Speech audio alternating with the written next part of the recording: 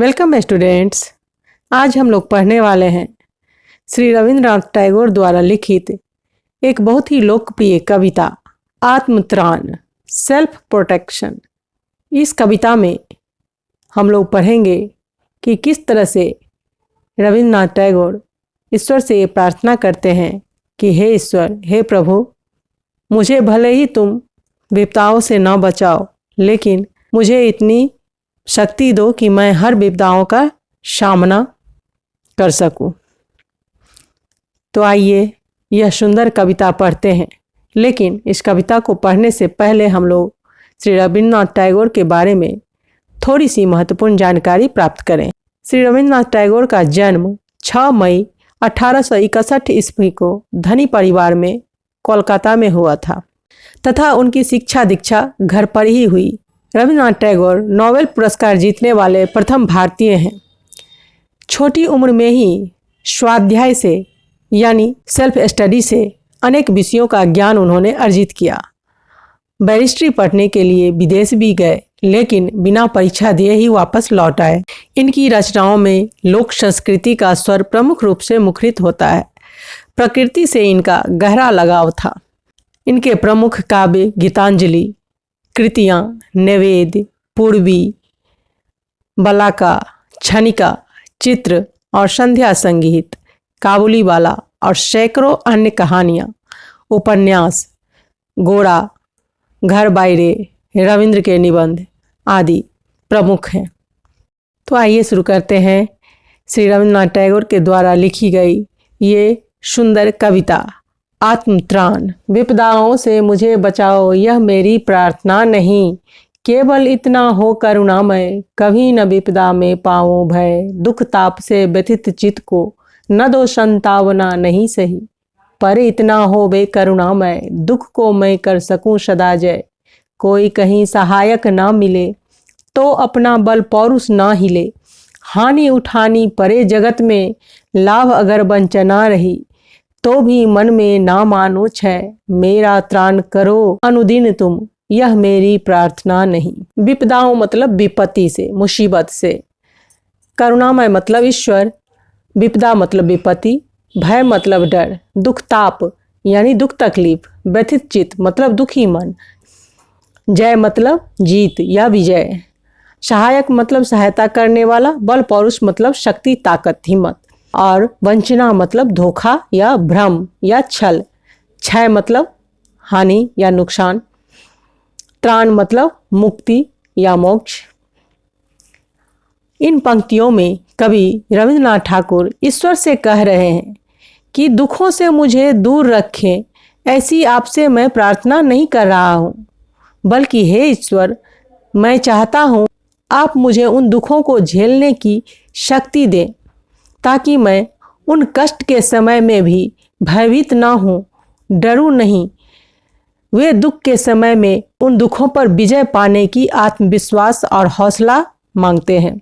यानी कवि कहते हैं कि आप मुझे भले ही दुख के समय में संतावना न दो, लेकिन मुझे उन दुखों पर विजय प्राप्त करने की शक्ति प्रदान करो। मुझ में वो आत्मविश्वास, वो हौसला प्रदान करो, ताकि मैं उन दुखों पर विजय पा सकूं। कोई कहीं कष्ट में सहायता करने वाला नहीं भी मिले तो भी मैं अपने पुरुषार्थ को जगाऊं और अपने पुरुषार्थ के बल पर उन सारी मुसीबतों का सामना करूं। मेरे कदम डगमगाए नहीं कि मैं अकेला हूं। अगर मुझे इस संसार में हानि भी उठानी पड़े तो भी, अगर कोई लाभ भी ना प्राप्त हो या उसके बदले धोखा ही खानी पड़े, तब भी मेरा मन दुखी ना हो, उन दुखों से घबराए नहीं, विचलित ना हो, बल्कि मुझे उन दुखों से कोई भी भय ना हो, तकलीफ ना हो, बल्कि मेरे मन में शक्ति जो है, मेरे मन की शक्ति जो है, वो उसका डटकर सामना करे, वो कभी कमज़ोर ना पड़े। मेरे मन की शक्ति का क्षय ना हो, यानी उसका नाश ना हो, बल्कि मैं अपने मन की शक्ति के बल पर ही उन सारी दुखों से पार पा सको। मेरा त्राण करो अनुदिन तुम, यह मेरी प्रार्थना नहीं, और तुम मुझे इन दुखों से सब दिन बचाओ, यह मेरी प्रार्थना नहीं है, बल्कि मुझे शक्ति दो कि मैं इन सारी मुसीबतों का, इन सारी तकलीफ़ों का डटकर सामना करूं।